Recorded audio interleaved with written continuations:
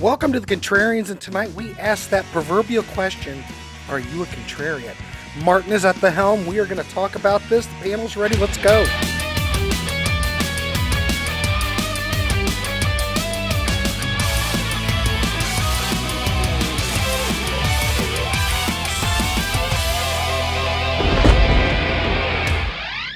All right, welcome back to the Contrarians, folks. We have an interesting topic here that goes to the core of who we are and why we are, kind of thing. So, we haven't worked out what the title's going to be here yet, but basically the concept is, are you a contrarian? How did we get this name, the Contrarians? Why is it called this? And we've got some of our esteemed panelists here with us, and we're kind of gonna. I'm gonna sort of go over why we are called this. And then I really want to find out, how much are you guys contrarians? Why are you contrarians? Are you naturally argumentative? Do you find that most of your answers line up with not being a contrarian? So we'll get to that. But first I wanted to mention, why are we called the Contrarians? The reason is that we had one original concept to start this off, and now we've gone in all these different directions. But the point is our original concept was somebody in the team has a contrarian point of view for favorite album by a band. We know it's not the consensus one. It's just kind of a weird one, a weird pick.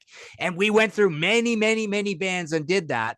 And what happens is I get accused all the time outside of the Contrarians of being a contrarian now because, I'm associated with the show, but I've also had this pattern of having done a dozen or 20 of those episodes where here's my pick for favorite album by this band, and it's a contrarian choice. So there's this weird exaggeration that happens with this pattern. So number one, it happened anyways because that was the original show concept, and we only did that for the first few, and then we started branching out to these different things. So I look like I'm a major contrarian, but I may argue that no, I'm not really a contrarian. But we'll get to me at one point. So that's what we're gonna do. That's the reason the show is called this. But I just wanted to find out from these guys, how much of a contrarian are you? So let's start with Peter. What do you think, Peter? Are you a contrarian?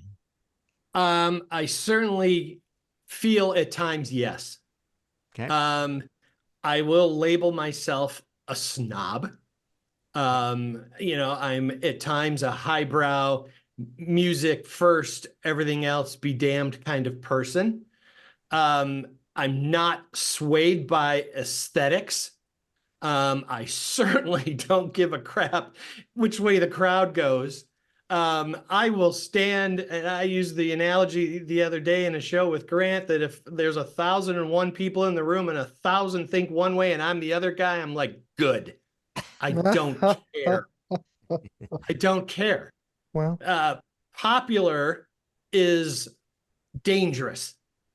It breeds contempt. It's lazy. And I find that it doesn't cause anybody, let alone myself, to think. And I like to think. Also, I'm contrarian because as one of the older guys in our crew, my opinions change.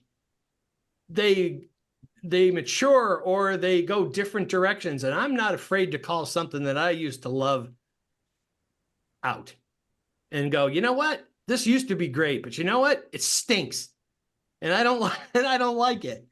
Yeah. Good example is not so much the stinks part. I've mentioned it before. If it's contrarian, okay. I don't listen to the Beatles past 66. oh no, here we go. Yeah. Okay. Yeah, I know that you mentioned that before. That's probably not a very popular view to not include Sgt. Pepper and Abbey Road and Let It Be and the White Album and everything else past it. I don't listen to them. I like the early stuff. But what give me your reasoning though, Peter. I forget why you don't. Let everybody else know. Well, it's very simple. I'm very attracted to the straightforward, simple approach that they used before they became uber artsy. They were, up until pretty much that point, and maybe a few years more earlier than that, they were capable of doing these songs live. They were a band who could do them live. So they were a performing band as well as a recording band. Okay. Well, after this point, there's no way in the world they're a performing band. You can't recreate this stuff, especially back in the day. And I'm like, okay, there's other bands that are doing creative stuff in the studio that I find more appealing. I'm going there. Plus, I think the focus kind of away from John a little bit. John was my favorite. I love the simple, straightforward singing, drums, bass, guitar. And so I'm like, yeah. I've never said I don't think it's not well written or I just don't have a taste for it. But are you more pleased that this is happening? Because you said something earlier. You said, good, I don't care, right? Right. How much are you married to the good and you're super happy that you're a contrarian, or it's just more of a like, I don't care because, I'm dispassionately, I have my view, but I'm not particularly pleased I have this view or dismayed that I have this view. I kind of wrap them in the same bow. Mm-hmm. I'm perfectly happy, perfectly content that this is my view. And I'm not worried if anybody agrees with it or disagrees with it or thinks it's nuts. Yeah. Well, I get that. So, but you sound like you are. You sound, you threw out some signals there where you sound like you are a contrarian somewhat. Oh, well, yeah, I do believe that's a contrarian view. Mm-hmm. Certainly against what a Beatles fan might think. They're like, how in the world can you not like them past 66, Grant? I can't imagine he's been respectful. I'm not saying he's been but he certainly was shocked the first time I said it. Because usually Beatle fans like all of it. So I'm just saying. That raises my second point. Okay. This is great. I am not a fanboy. Okay. Well, there you go. If I'm in a band, I will go to a period and I will like them until I don't like them. And when I don't like them, I will say I do not like them. Yeah. And if that jumps from album to album or from period to period, and I can say, well, that's great. But I have no problem. I am not into the camp that says all good insert band is good insert band. I don't buy that for a second. If it happens that it turns out that a band has material I like, great. But just because you slap the label on it or the logo of the band is no referendum for me to like it ahead of time. It may cause me to investigate it. Mm-hmm. But once I've heard it, if it's bad, it's bad. And I'll say it's bad. Like Van Halen 3? I'll drop it, dump it, and I will leave it in the recycle bin. Yeah. I don't care. All right. Well, we'll get back. I'm sure we'll hear more from you, but let's hear from Joe. What do you have to say?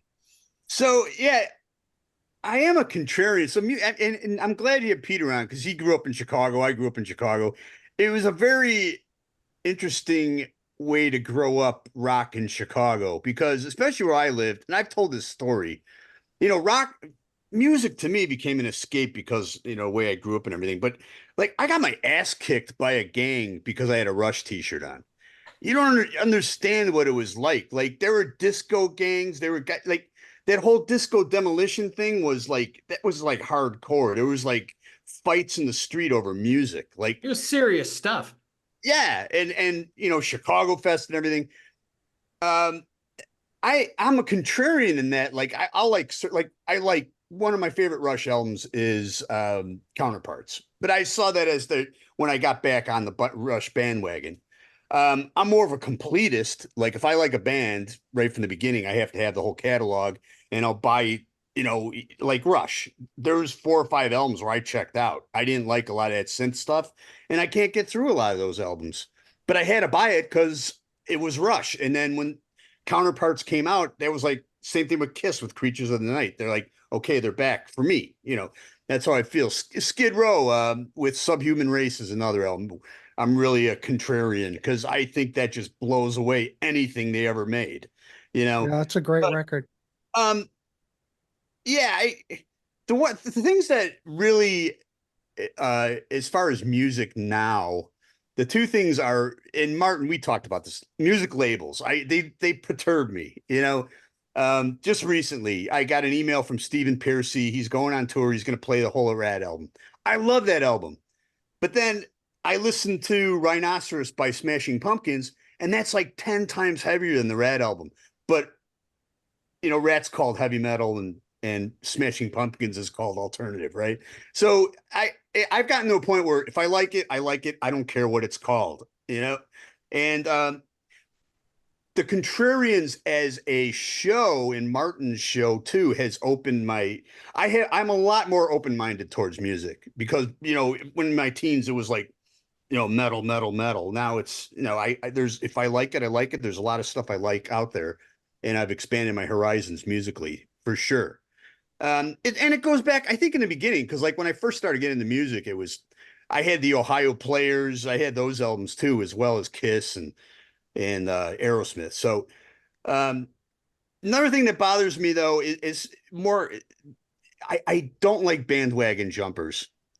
And there's a difference between, like, I'm happy that I like my bands had a resurgence like Kiss and Aerosmith, but it got to a point where it got too corporate, and there's people, I go to an Aerosmith show and it's like, yeah, you weren't at, when they were down on their luck. You weren't there when you don't even know who Rick Dufay is, right? So I do get really defensive in those respects. So I guess that's where I'm going to stop right now. Well, Joe, I want to ask you though. So, I mean, I think the nub of this question is, how often with bands do you find you're perfectly happy with picking, the consensus choice, and it's also your favorite album? Or how often do you tend to have a contrarian choice for a favorite album by a band? I'm just thinking about, our recent, we all agreed on the Saxon album.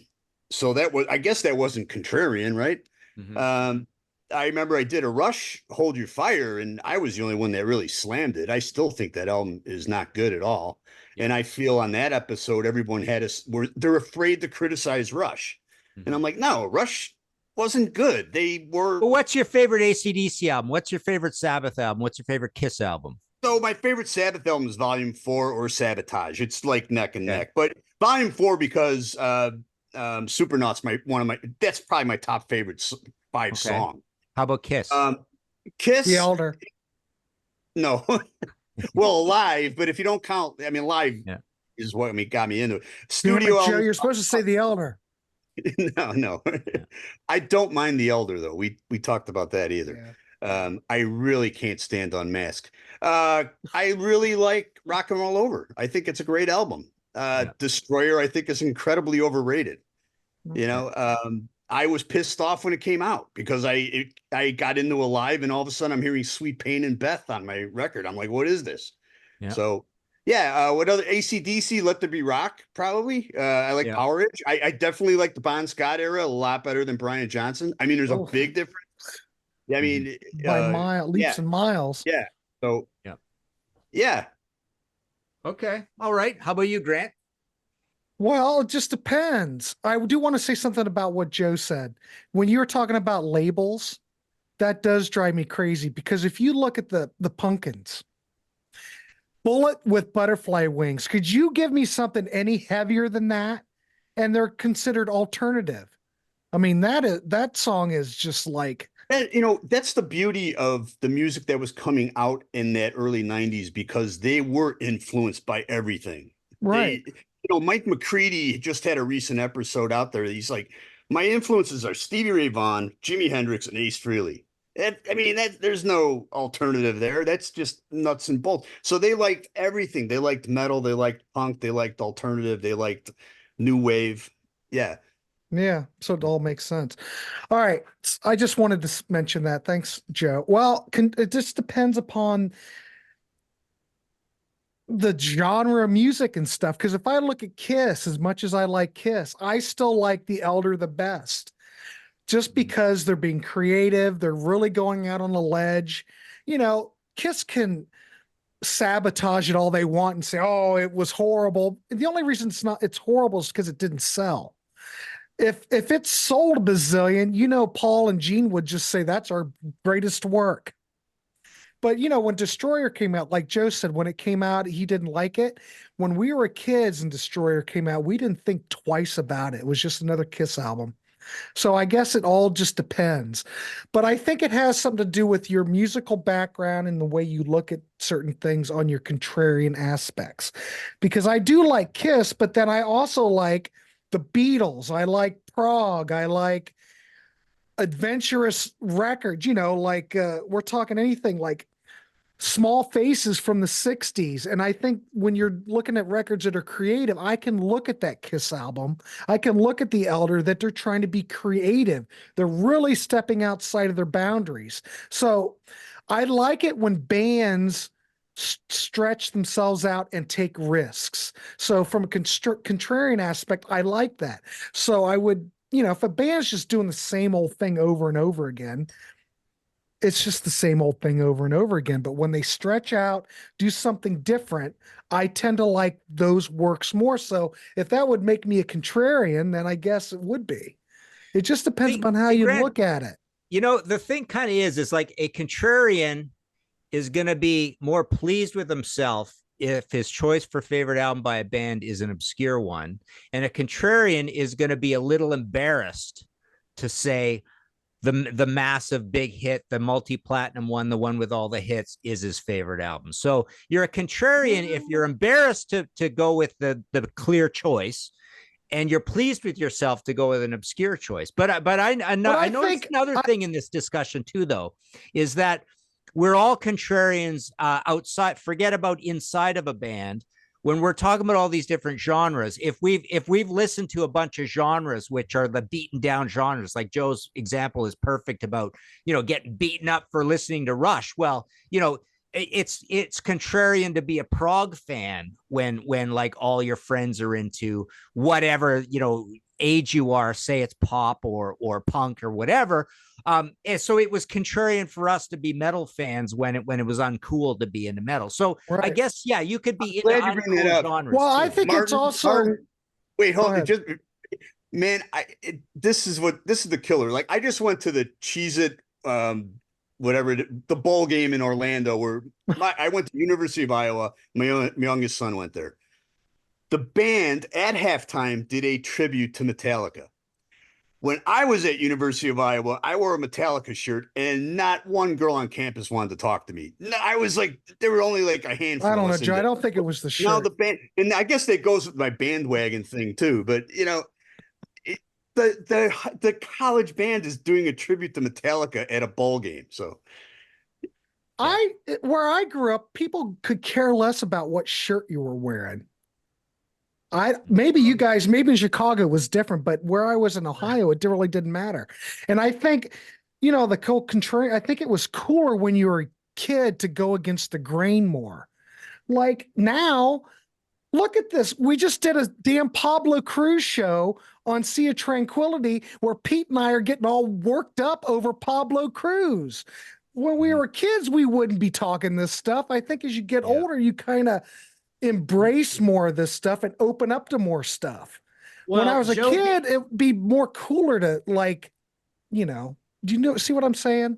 Yeah. Joe B had touched on something, and when we have had shows and where we've talked about albums through our history and we're ranking them, and I have said, and I've made a point that when we're talking about certain eras, especially early on in a band's career, you have emotional stakes and ties to them that live with you forever.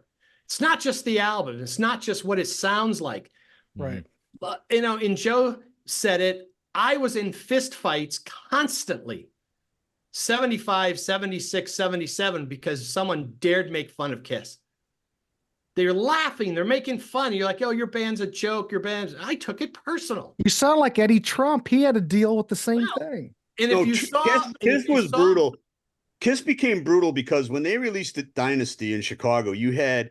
like all my rock friends got into Judas Priest, Pink Floyd, Rush, and all the disco guys were into that. And all of a sudden, I was the only guy that liked Kiss. And yeah, it was brutal. Well, when you see how intense it is, all I have to do is look at my yearbooks from junior high. You get the end of the year signatures. Hey, Pete, have a great summer. Keep drumming. Kiss sucks. Hey, Pete, have a good one. Hope the date works out with such and such. Kiss rules. Every single post. You needed better friends. I've got Kiss logos that they wrote. I mean, if they suck, they're great. They suck, they're great, because I wore it 10 feet in front of me. Yeah. So the problem then becomes, as we get older, you carry that badge with you like a sheet of armor. And when the band starts to change, or you see people come in much later in timelines, and they're like, oh, I jumped in here. And I'm like, you don't know. It's like the band, or it's like the artist who wins, The Voice. They've never played in a club. They've never put their dues in. And all of a sudden they're headlining somewhere, and you're the weekend warrior who's been playing with your band and struggling and fighting, and they get the break, and you're like, shit, you didn't pay your dues. And you take it personal, and you start to get defensive. Now that we're opening up, I'll have to confess. It's like a therapy session here. Yeah, I know. One thing that really bothers me about the Contrarians is the younger guys that are in the bands that, like, they're in the, how do I phrase it? It's like I was never in I like the Stones, right? But there was a period where there was a certain period of Stones I couldn't listen to because my dad listened to it. You know what I mean? So it feels like these young people are like the classic rock. I get it, but I feel like they also should be branching out and getting into their more current music scene, or doing something more current, not just hanging on. Yeah, it's not cool to like your parents' music, right? I mean, does that make sense? Right. Yeah. I agree completely. Okay, I want to say something about this contrarian thing. So yeah, I don't think I am a contrarian. I'm the peak kind of contrarian on one key point where I don't care what anybody thinks. I mean, I have my favorite albums and I'll just defend it. I don't care one way or another. But I don't have any super emotion attached to it, right? Like, I don't have a thin skin, that's for sure. And also, so as I go through, I mean, I made a couple of notes. So we did a Contrarians on, I said Mirrors, my favorite BOC album. Renegade's my favorite Lizzie album. Down to Earth, I get heck for that one all the time. Favorite Rainbow album. Yeah. I did Zappa, You Are What You Is, favorite album, ZZ Top Tejas. The Zappa brings up an interesting point, because Pete and I also did a show. And I can think of 3 bands off the top of my head. It's like Faith No More, Pantera, and Frank Zappa. I like joke around that I'm like a complete poser fan because I want the most commercial, but the most commercial things those bands ever did are my favorite songs. Their biggest hits are my favorite songs, right? So it's like, I have no problem admitting that. That's the non-contrarian view in a huge way, right? And I will say Rocks is my favorite Aerosmith album. And, I don't know. I guess I'm a little contrarian on AC/DC, but I'm less so now because Highway to Hell is my favorite AC/DC album. That's not very contrarian, right? So I have no problem. I really don't like being accused of being a contrarian, because I think, I love the Police. I love everything the Police ever did. Massive band, right? I was into Born in the USA when it came out. I was swept up into that. I was swept up into REM. I was swept up into U2 Joshua Tree. I thought they were genius messiahs come to save the world, right? Don't forget the Bears, Martin. The Bears, yes. Well, that's a whole different thing, right? That is being contrarian, right? That's being a nerd rocker guy with your little band. But so my point is that I have a lot of contrarian choices for favorite albums, but I there's a lot of bands that I don't have contrarian choices for, and I love a lot of huge bands that got big. I mean, I walk down the street and say I like almost everything the Rolling Stones ever did, right? That's not a very contrarian thing, right? That's like, this is the Stones, right? But on the other hand, I won't wear an AC/DC shirt or a Metallica shirt or a Stone shirt. Like I'm too much of a music snob to walk down the street with a really generalized big, huge band on it, right? Or Metallica or Maiden. I won't wear those shirts, right? I want to at least send the message that I'm cool with my little band or medium-sized band. So that's being a little snobby and a little contrarian, right? But I'm sorry. Go ahead. I don't think so. Go ahead, Peter. Yeah. I think sometimes it becomes a thing about levels. I agree with you, and I know that my partner down there, Joe, agrees with you completely. Our favorite Aerosmith albums are Rocks. But once we get to that agreement, if I was to list my favorite tracks, they're not hits. I'm going deep, deep, deep, deep before I ever get to the bigger ones, because one, I'm completely tired and burned out on them. Two, that's a big I've point. Yeah. also gotten to the point where I'm appreciating so much more these inner tracks. And so, like when we did the Rush thing, I mean, right off the very first album, everybody's working man, or this, that. And I'm going, no, before and after. And they're like, huh? I'm like, yeah, first record. But that brings before up a and good after. point, Peter, because that's another level you can be a contrarian or not. How often do you think the hits are the best songs? Being sick of a song, I have a big problem with doing these shows and getting into this discussion. Well, I'm really sick of it, so I don't know how to rank it. So that's one thing. But the other thing is, I tend to find that I like a lot of the big hits, and like I say, there's these odd, bizarre bands where it's like Pantera, give me the great. Pete and I literally did a show where it's like all you need is the greatest hits, right? And that's you go. I go on that show and I say, oh, look at what a poser fan I am. You can give me a Faith No More greatest hits album, and those happen to be my favorite songs by them, or Soundgarden even, or Pantera, but. Yeah, quite often it's not the hits, but Peter, like a true contrarian, you rail against the hits. It's like the hits are the enemy to you. Well, see, that's being a contrarian, right? Yeah. And I like to say that if it's a great song, it's a great song. And sometimes we know quite often the hits go a certain way. They are maybe hookier or simpler or mellower, right? All three of those things, but not always, right? Mm-hmm. Sometimes the hit is the greatest song. Monty Connor and I get in this argument all the time. Like he gets his A&R hat on and he is like dead, like, you guys are an idiot if you don't think Paranoid's the greatest song. And why it's the greatest song is because millions of people love it. He loves kind of that argument, right? And he like, it's a hit for a reason, right? And for him, that reason is, even as a super sophisticated music fan, it's almost like it's a hit for a reason, and you're almost too stupid as a super deep fan to understand it.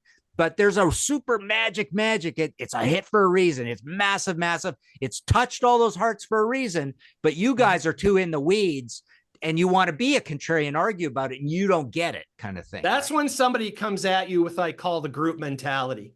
Mm-hmm. Their argument is, well, everybody else thinks this. Yeah. To me, that's just okay. That's an even bigger thing for me to go, all right, now I can take you all down. Because I'm like, no, I don't subscribe to the group mentality. We're each individuals. We have to choose picks on our own. See, you are a contrarian and I'm not. I'm going to go look at that song and I'm going to go to that first album and go, you know what? Best songs really are Finding My Way or Working Man. I don't care how big they are. Like, I will do that, right? And so somewhere along the way, you know, I can look at Moving Pictures and say, you know, possibly Tom Sawyer is the best song on this, right? And so there you bring up an interesting point though. Now, so if you're not contrarian, are you actually a contrarian in this group, right? Yeah. So if you like Tom Sawyer, everybody in the contrarians are, well, no, you're not being a contrarian, but you actually are in this group. Yeah. Because you're picking the song. No, but you're right. If a song is great, there's times when I listen to 5 songs and I'm like, holy cow, I remember I haven't listened to that Blue Oyster Cult song in years. And I remember listening to it all the time. So you do bring up songs from the past that, they're just great songs. They're played on the radio, but they're great songs. And then this is a semantic, a very small semantic. But Martin, a couple times there in his last speech there, used the word best. For me, I have an absolute complete disdain, not personally, Martin, I don't hate you, for the use of best of. Yeah. For me, as a musician specifically, there is no best of. Yeah. There is your preference. Yeah. Your preference cannot be disputed. Yeah. It is what touches you, is what moves you. There is no counter argument. I can rail for days. You're wrong, you're wrong, you're wrong, you're wrong. I'm not changing your mind. I'm not changing your opinion. And whatever I say does not diminish your choice. As soon as I say or make a comment, like we heard the other day on our show, I won't name names. I picked a song and I said, I believe it's the quintessential song. And one of the replies was, no, it was a good first try. Whoa, whoa, whoa. Oh no. Your opinion, my opinion is it's this. Indisputable. So my follow-up question is that when we say who's best, I go, how is it best? Are there more notes in a drummer's world? Do they play faster? Do they have a bigger drum kit? How is it better? You either like it or you don't. Here's an interesting idea. You prefer don't. What do you think of this idea? So, you know, an album comes out, the label picks a single. There's usually trying to get on radio, so it's got to be friendly, right? But over time, over 10 albums, over 20 albums, they're become the massive consensus fan favorites. First live album comes out, second live album comes out. By the time you get to that third or fourth live album, it kind of is the best of that band, right? Because number one, they probably were singles, so somebody at the label thought they were good. The band put it on the album, and all of a sudden, they're the songs that the fans, the deep fans who've been with you all those years, love over time, over time, over time. You get to the fourth or fifth live album, and it's full of all those songs, and it's like we're probably arriving at a consensus here of what this band's quote unquote best songs are, right? Yeah, I mean, Kiss's set list never changed for decades. And there's a reason. Paul said it himself. He said, that's why they're here. The consensus, the average Joe, no pun intended, will say, hey, you know, if I go to a show and don't hear Shout It Out Loud, I'm going to be upset. Yeah. And those of us who have been with them forever, who may be kind of burned out or have to say, you know, we've seen them enough times. How about something different? He goes, okay, well, that's what we're going to get. And they're going, well, we're not doing concerts for you. We're doing it for the majority of the other people who only know us as this. But I guess my point is that those 15 songs on that fifth live album right, are actually a better pick of songs than the 15 first singles picked by the label. Yeah, there's always because the fans have voted for 30 years. Yeah. Well, I've always, I agree with that. I've done a couple episodes on different shows, albums that have been overplayed to death, but you don't listen to them because they were overplayed, and you go back and you realize how great it is. Like Led Zeppelin 4 for me, or Boston, Dark Side of the Moon. More than that whole Boston album was played to death in Chicago. The whole album, whole thing. Feeling is a phenomenal song, and I can listen to it. It never gets old. Or Van Halen's first, Van Halen's whole catalog, but Van Halen's first album, right? Yeah, I mean, it stands the test of time despite being played to death. I think everybody does it differently. But for me, I'm also not a one-trick pony, and we've all mentioned, you know, different interests. You know, especially as a musician, I don't rely on rock or metal to sustain me every day, every year moving forward. I'll take breaks where I won't listen to it for months because I can dive into jazz catalogs, I can dive into classical stuff and find just as much enjoyment on a different level for different reasons.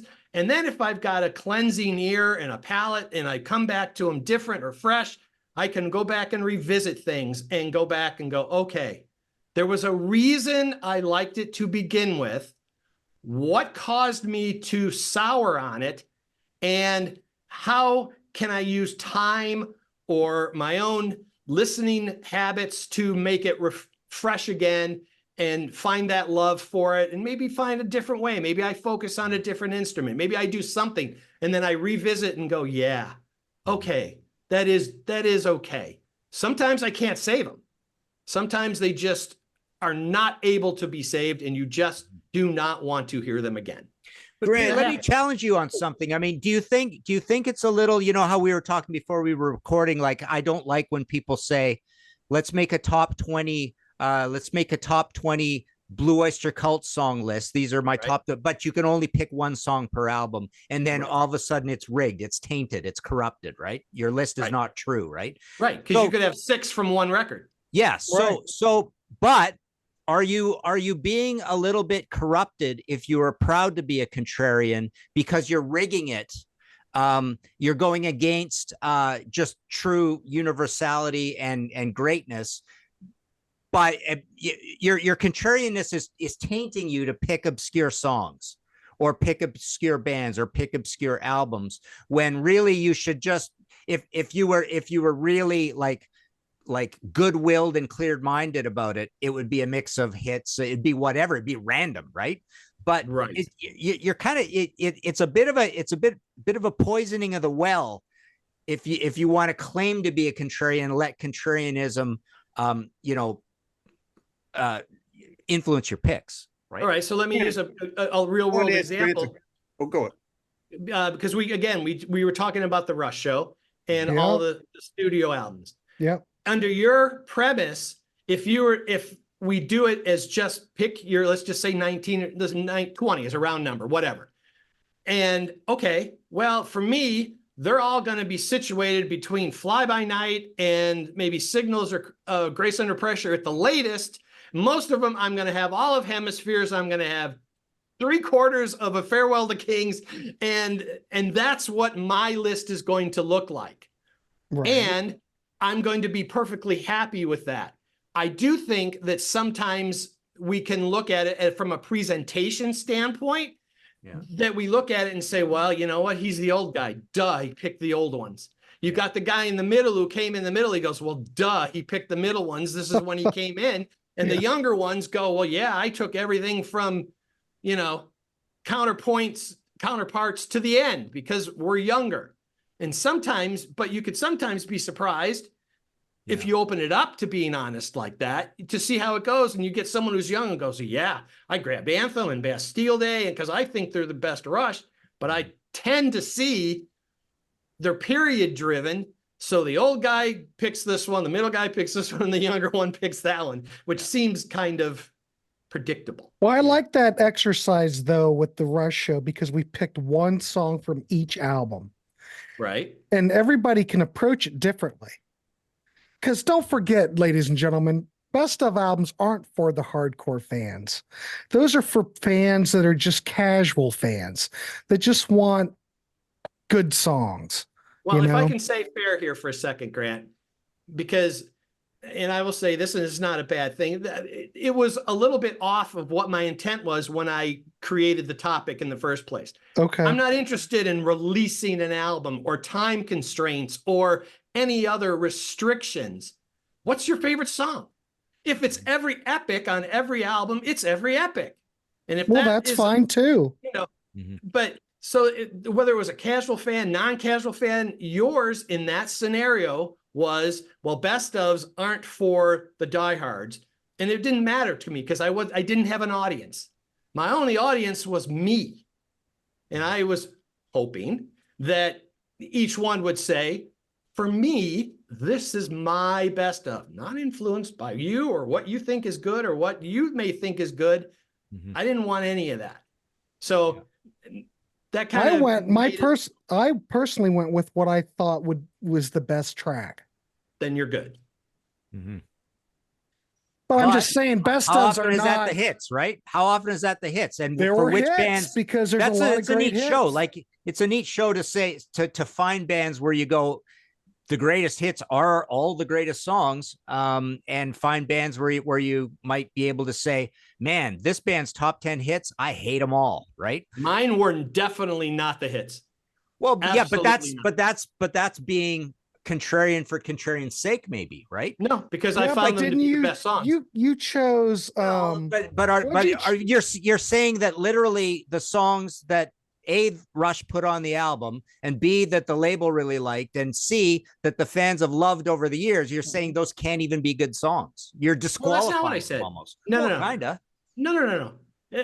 My choices do not negate anybody else's choices. And if you watch the show, I am wildly supportive of everybody's individual choice. That's true. Where I said, if that works for you, awesome. But my reality was, my moving pictures is not Tom Sawyer or Limelight. My permanent waves is not Free Will or Spirit of Radio. Okay, Entre New. If you went through all 19 and you didn't have a single hit on there, people are going to walk away and go, that Peter, he's just a crank. He's a just being contrarian. Yeah. It's great. I Get was going to off ask my lawn.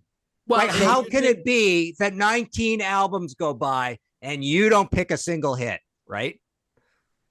Grant, what age group are you Do it in? with a different band. What do It'll you be mean, what different. age Well, yeah, group so am I that's in? cool. no, 'cause- That's my 'cause point, right? Yeah. Oh You yeah. brought up that there was no conflict in music where you grew up. So my point is, I think the Black Album by Metallica had one of the most significant cultural shifts in music because of that album. Like I had a friend who coached my youngest son in football. Like I played football and that none of the guys liked my music. Yeah. But okay.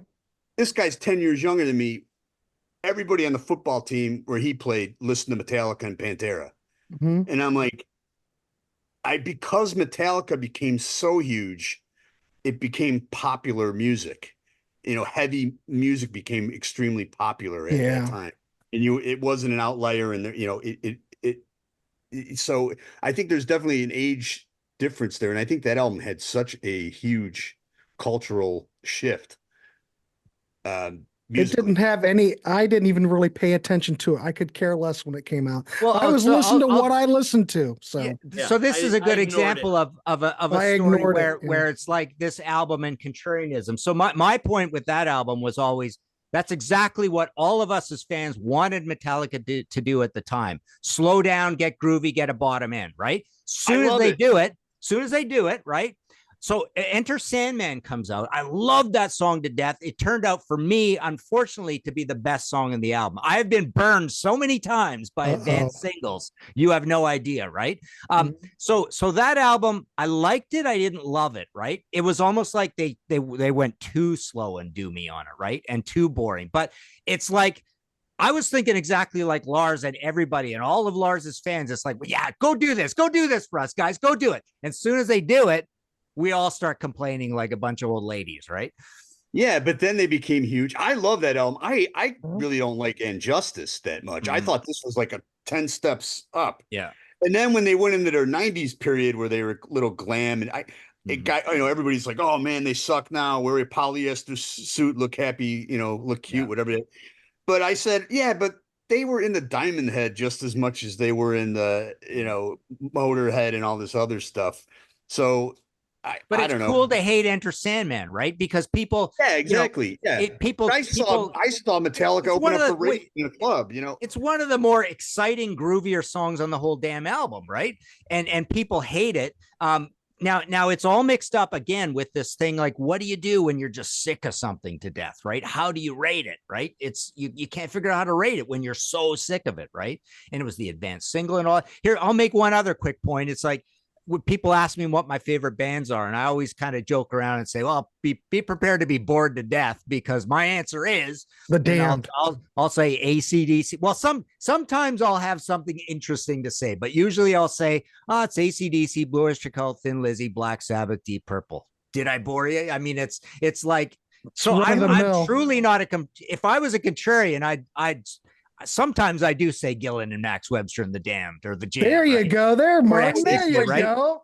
But when someone ever asks me that question, I kind of choke up. I choke because I like so much different. It changes daily. Yeah. So, and if I throw out, okay, Aerosmith.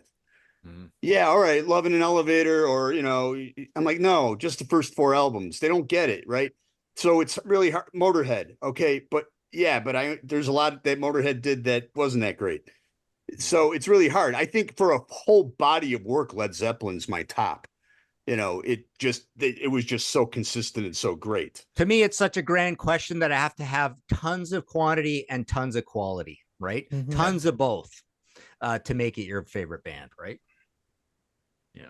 Yeah. You know, and it's interesting because, you know, when, you know, Grant and Ryan and I were doing the Aerosmith stuff, when we were ranking the songs, I made a point of qualifying. I said, because I would give and I remember Grant going, wow, you've got Walk This Way really low. And I said, no, I'm not criticizing your comment. No, I can't remember saying that, but I probably would say that. Yeah. But I'm saying, if I was making my list in 1975, the list is different. Of course. Walk This Way is higher on my list in 1975. But a year ago, it doesn't rank up against all the inner tracks and all the other things. And again, it's as you said, I'm bored to tears of it because I just don't want to hear it again.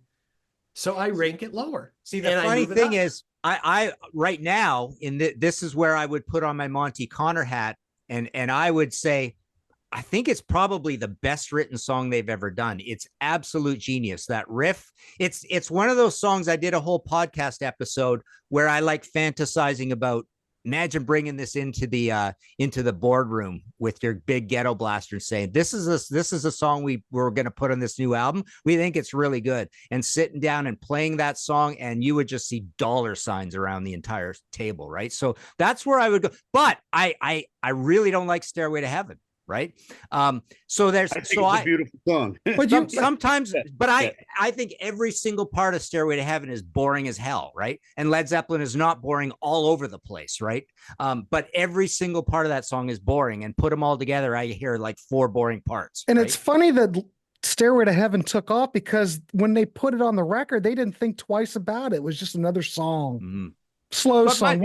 My point is I try not to be contrarian about this, right? Like I will rank Walk This Way super high, and Angel is one of the worst songs I've ever heard by Aerosmith. I can't stand it to death, right? Peter, you have to admit this. Think about when Walk This Way came out. What other band produced anything even remotely like that in that genre? It was a breath of fresh air. We lost it. Creative. We heard it was emotion. new. We lost it even more. The thing about songs and albums that are overplayed, I think what happens with me, and maybe with you guys too, is you put it away because you hear it so much. So like the Metallica Black Album, I did not listen to that album forever. Then I saw them, not this most recent tour, but the tour before that, and they played a few songs on it, and I'm like, okay, these songs are great. And I put it on the way home from the show. I'm like, this album is friggin' awesome. I haven't listened to it in a while because it got overplayed. Same thing with Walk This Way.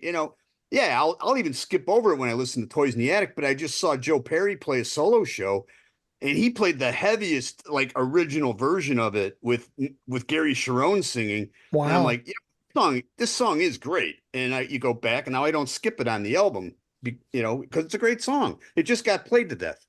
Yeah, you got to avoid the radio. Again, I want to make clear that if we've moved a song down a list, doesn't mean we dislike it. It just means there's something that I prefer over it. It doesn't mean it's, if I don't like a song, I'll say I don't like it. And I'll say it's here because I don't think it's a very good song. But if there's 6 songs and something is 6 and I like all 6, guess what? Something's 6th. Yeah. It has to be 6. And so from that standpoint, and Martin, I would ask your friend who says that about the Paranoid riff, I would say, how do you quantify or prove that is the best riff they've ever done? I mean, on Walk This Way or whatever. How would you prove that? Yeah. If you, it's non-quantifiable. Yeah. You know how you're supposed to do it with a song like Paranoid? You're supposed to say it's a beautifully written song like the Beatles would have done, right? That's your answer to everything, right? Everything's about songwriting, this abstract, platonic ideal of the great song, right? And that's why you get the Eagles and Fleetwood Mac and Tom Petty and Billy Joel, all these super conservative bands that have these diamond albums where you go, that's just the perfectly written song. What are you talking about? It's perfect. Right. Am I super contrarian if I have the view that I prefer the riff in Tattoo Vampire off of Agents of Fortune over Paranoid? Yeah, well, no, I mean, the point is we all know Paranoid is a really simple, stupid, boring, dumb little song, and we all laughed that it was such a massive hit, right? But would I get attacked? Is as like, what are you possibly thinking? No, almost every Sabbath riff's better than Paranoid, right? But yeah, someone out there is going to say these songs are massive hits for a reason. Peter, my point is it's not good to penalize a hit, right? You can't penalize a hit because then you are being a crank, right? But Peter, that goes along with my whole bandwagon jumping thing. Amongst us, no, we'd be like, no, that's cool. But if you go to, your general public, what are you talking about? Who's even Blue Oyster Cult? What are you talking? What are you talking about? Yeah. Even you go to a Black Sabbath show, no one really cares about even Snowblind, or they just want to hear Paranoid and Iron Man, right? Yeah. So, that's just the way it is with the bandwagon jumpers, and you see these bands play. I just saw Foghat a couple days ago. What's left of Foghat? They played 5 songs off their new album, and like, Wow. I don't know. I walked out. Like, Yeah. I don't know. Yeah. But anyway. But you know what? My favorite Foghat songs are Slow Ride, Fool for the City, Drive and Wheel. It happens to be all the biggest hits. Yes, I agree. Totally. But it's random. So what I'm saying is I'm not a contrarian, right? It sometimes it'll be the hits and sometimes it won't be. Right? But in certain bands, I just think certain things stand out because maybe they're not all what they really are. When they do have a hit, it stands out. If you're listening to like a Foghat album, I don't want to pick on Foghat, but if you listen to Slow Ride, it stands out or Fool for the City stand out way above anything else. Yeah. So you're saying they're not even good enough to have enough good songs to fill an album, and literally the hits are their only good songs in a way. They could be a single new album, I the guess. Term singles bands. Yeah, maybe this new album was #1 on the blues charts. What that ever means nowadays, but they're super proud of it. But I didn't like it. I didn't like it. No. Well, I love those guys. I love Roger and Linda, but I just he has all I'll say is he has a different taste in music than me. He wants to take it that Savoy Brown direction, and I want to take it the heavy metal direction, right? Yeah. But it's not my Let me just ask Charlie Hune was making it heavier when he was in the band. Mm-hmm. Yeah. You use the term you can't penalize or punish the hits. How does that work? If I don't feel that something a larger mass thinks should be the choice, how am I punishing it? Well, I'll tell you. I mean, you shouldn't even think. You should have a blind taste test and not even know or care that it's a hit. And what I meant is that you shouldn't just dislike it because it was a hit. You shouldn't knock it down 1 point because everybody loves it. Right. So this is every Aerosmith show I've gone to in the last 20 years. Mm-hmm. So I saw him at the Hollywood Bowl and I saw him at the Vegas residency, but the Hollywood Bowl one was specific because that would be cool. The traffic there was murder. So they played Rats in the Cellar and I was the only guy cheering. And then they start playing Sweet Emotion and I leave, and the guy, he's like, "What are you doing?" They're playing Sweet Emotion. Walk this way. I'm like, I've seen them play this a million times. I'm out of here. I want to beat the traffic. Mm-hmm. So I think that's kind of it in a nutshell, Peter. I mean, look, and in my case, these are a lot of these bands. Not only was subjected to them over the airwaves, a lot of these I played in bands year after year after year when I was playing cover tunes. And that's even more exposure where after I was in the Queen tribute band, I couldn't listen to a Queen song for 6 months.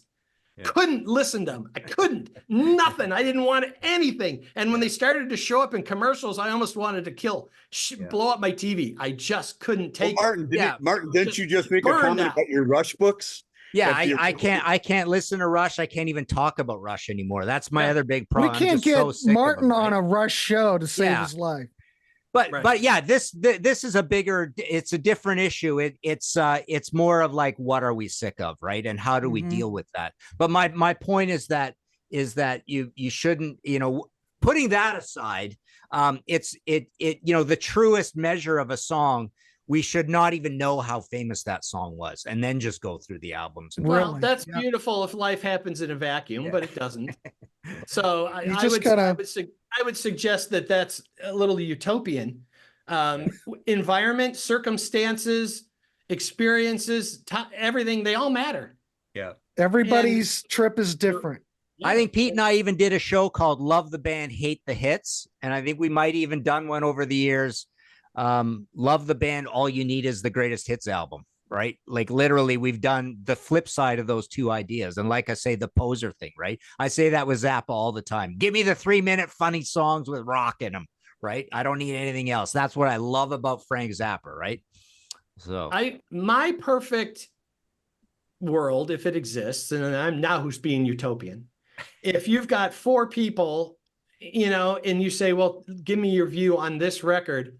I absolutely love it when I get 4 completely different choices, because it meant that all felt something different about something different. If they're all the same, that's okay too. okay, listen to this idea, Peter. I've always loved this idea, right? I would love to sit in at like hear a band like Maiden or Priest or whatever and have focus groups all along the way. I think it's even more magical that if you put 30 people in a room and played them the entire new Maiden album, I think it would be really cool if they all picked the same song and go, wow, there's obviously something magical about that song where all these different fans. I'm glad you brought up I'm glad you brought up the latest Maiden album, because that's another thing that really ticks me off, and I think that fits into our. I think that album absolutely sucks, and they needed a producer. They need to cut the songs in half. But there's people out. Oh, it's Iron Maiden. We gotta like it. We gotta love it, and I can't get through it. I don't know. Is that contrarian, or I just? It's honest. Maybe you have good taste. And that's the point. As long as it's honest and it's true to you, I don't care what you call it. But I love that idea of thinking that there literally is this platonic ideal of the perfectly written song really does exist. Wouldn't that be amazing, right? So if you took like the entire I don't know, pick British Steel or whatever. Like, I've heard some fascinating views of British Steel lately doing this Judas Priest panel book, right? And these guys just praising the hell out of it, praising the hell out of Dave Holland, and actually convincing me about some of these things, right? Like Stephen Reed said something really cool. Peter, you'll appreciate this, but well, you were just telling me earlier today about Dave Holland, but this is one thing he pointed out that I needed pointing out because I didn't notice before. But he said, listen to the way he will lean back and start those big snare fills, and that's all he'll do, and they sound joyous, right? It's so cool. But I love that idea because that's what I like when we talk about bands like that I don't like very much, like Billy Joel or Tom Petty or the Eagles, these super conservative bands, right? That just have there's no showing any chops or whatever. It's literally about it's to me, those bands are sitting down and it's almost like they're pulling out a crossword puzzle and saying, how do I solve the equation of the perfect song, right? Or they're doing a Sudoku or whatever, right? That kind of thing. It's like Billy Joel sits down, because I've said this before about boy bands and stuff, right? I go, what would make a guy other than getting laid? What would make a guy want to make that kind of music, right? And I say the same thing about Billy Joel. What makes a guy wake up in the morning and say, I'm going to write these schmaltzy piano things for the rest of my life, right? Like, why do you want to? And I think the answer is, I'm in search of the perfect song, right?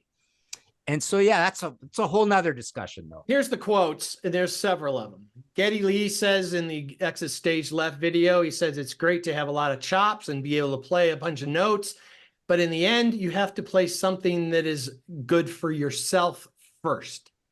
Peter Frampton, after Comes Alive, famously struggled when the record company is going, okay, come on, we got to follow up. And he's like, who am I writing for? Who's my audience? Who am I writing for? Where all of these songs that came to this explosive apex on Comes Alive were just songs he wrote because he wrote them for himself. Mm-hmm. And then people latched onto him, and that causes, okay, but now my audience has changed. He writes for what he thinks should be the thing. Everything falls apart and he's done. Floyd had the same problem. Dark Side of the Moon was done. They're like, what do we write? What do we write? What do we write? Where do we go? You have to stay true to yourself first as a musician. But once you don't do that, you're going to compromise and you're going to have problems. We saw what happened with Aerosmith. They were broke, they were poor, and they said, well, John Klaudner's like, well, you can come in and if we write a bunch of hits with all these outside writers, we're all going to get rich. And they're like, okay. Where Joe Perry says, look, when you choose to dance with the devil to make hits, you compromise yourself as a musician. Now, later in life, billions of dollars and healthy, he probably doesn't care. But at some point, there was that choice where he's like, I want to rock. I want to rock. When he did his last solo, he did a handful of solo shows, and he did 2 shows in Chicago, and it was all stuff off the first 6 albums, and it was magnificent. Plus his solo material. He did a tribute to Jeff Beck. It was the best show I've seen in years. So he likes what he likes, and people were coming up to him. I had him sign Rocks. The guy in back of me had a picture, Get Your Wings, So, and he played Lightning Strikes too, because he didn't play on that song, but he loves it. So was that the Joe Perry project? That's what it is, right? He's still doing it. He played a handful of shows, and he had Gary Sharon singing, and it was out of this world. It was great. But it just goes to say a hit can be a blessing and it can be a curse. Sure it is. Like it's the Night Ranger scenario. Sister Christian, it was a blessing and a curse. Once you have that hit, the record company's right on you. If you're Mr. Big, do you want to be defined by to be with you? If you're extreme, do you want to be defined by more than words? I don't think so. It's a blessing or a curse. Made him some money, but the hit can also be a really, really good song, or it could be a really, really crappy song. And that's the bottom line, Martin. It really all comes down to that. Everybody's used everybody else over time as to who attributed. My research says it was Duke Ellington. There's only 2 kinds of music, good and bad. And that's up to each individual's criteria to decide what's good and what's bad. A single is somebody else's attempt to influence you to accept what they're putting in front of you as the hit. Yeah. It's group speak, again, because they're trying to make money. Yeah. But art in of itself, in the purest form, is not about money. It's about art. And maybe, so I can disagree with a single. I can say that's not my favorite song on the record. If 1 million other people or 2 million all sell it and they go, yeah, okay, great. But there's a lot of group mentality and mob mentality going on here. And I always use the example, Vanilla Ice sold a lot of records and they're just, in my opinion, garbage.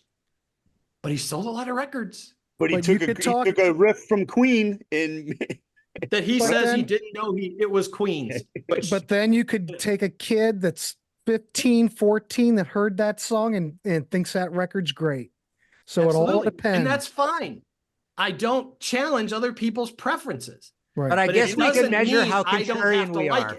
We can measure how contrarian we are if we pick our 50 best songs by some of these massive bands and we see how high the hits come out, right? Right. And if there's a pattern there, right? Or if you go through all the albums and you never pick the hits, then that proves you're kind of a contrarian. I think that's a good. You are argumentative. That you do get your backup, right? Right. Well, there's 2 ways to think of this. Mm-hmm. I do think that in our contrarian world, that there are some cases where someone wants to not be out of line, out of step. They don't want the challenge. They don't want the critique. So they go with the flow. I also believe that the opposite is happening. I'm going to pick something completely random that nobody else picks, so everybody says, look how freaking smart I am. Oh, man, you just nailed it. You nailed it 100%. Your first example, I thought of the Vinnie Vincent episode I did, and I could tell everybody was afraid to rip into him. Oh, he's a great son. And I'm like, no, I met him. I know people that dealt with him. No, he's a disaster. And I was the only guy that told it like it is. But yeah. And then, there's the other ones that, both your points were well spoken. All right, guys, let's wrap it up. Who knows what we've solved here? I don't even know what the answer is. Yeah, there is no answer. I think the best answer is a song. Do you think it's good or bad? And that's your opinion. Well, yeah, but to get back to the question is like literally, how contrarian do you think you are? Are you happy with being a contrarian? Are you happy that you're not a contrarian? Do you admit you're a contrarian? Do you admit you go with the flow? Do you admit you line up with kind of consensus more often than not? So the point is everybody's on a scale. I'll define it for me. I'll define it for me. I'm going to make my choice based on my criteria in my world for my reasons. And if the outside world deems that contrarian, I'll wear the badge. If the outside world doesn't, that's okay. That's okay too. Mm-hmm. But it's not going to change my choice, and it's not going to change my opinion on how I picked it. It's perfect. I am 100% contrarian in my own heart because it's what I like. But I do have a grudge against people that jump on my bandwagon. I'm sorry. That's just the way I am. Because it kind of ruins the fun for, yeah. You like don't to be trust that them. one person that likes that one band, and that's your band. And then once everybody jumps on, I want to, what do you I'd mean? like to go to a Metallica show and talk to a couple people there. We're at the Cafe Metro and saw them open up for Raven, right? Right. So. All right, cool. Well, and sometimes I relish and I love the fact that someone likes something different than me because I love conviction. I love people who will defend almost vehemently at times if they have to what they love. I love that. I admire that. I think we would all do that here on this. No offense, Martin. I love the fact that you hate what you call Midwest rock. I love it. He's no fan of REO, ladies and gentlemen. I love all of it. All of it. And I'm just like, that's so cool. Yeah. And can we have a civil conversation? Absolutely. Could we be in the same room and get along? Absolutely. Because you don't like the boys of Illinois? Wait, he's not holding it against me. You just like what you like, and I like what I like. Yeah, there you go. Perfect. We got to have that Midwest rock episode because I just what I think it is maybe I'm wrong even about what it is, right? Because you can't be wrong because it's you. That's the point. You can't be wrong. No, but it has a definition. People who know what it is and can rattle off 30 bands where I can only rattle. Now you're into 8. Joe's label part, you know. And we have to first agree if on the label, but you know. Yeah. Well, then there's Cheap Trick, who's number one in Midwest They're not rock. a Midwest rock band. No. Well, Rockford, Illinois is pretty. What are they then? The hub of the wheel is the Michael Stanley band. We have to agree on that. And REO ain't far from the hub either. Yeah. Central Illinois, Champaign, Urbana. That what about Donnie Iris? That's Midwest.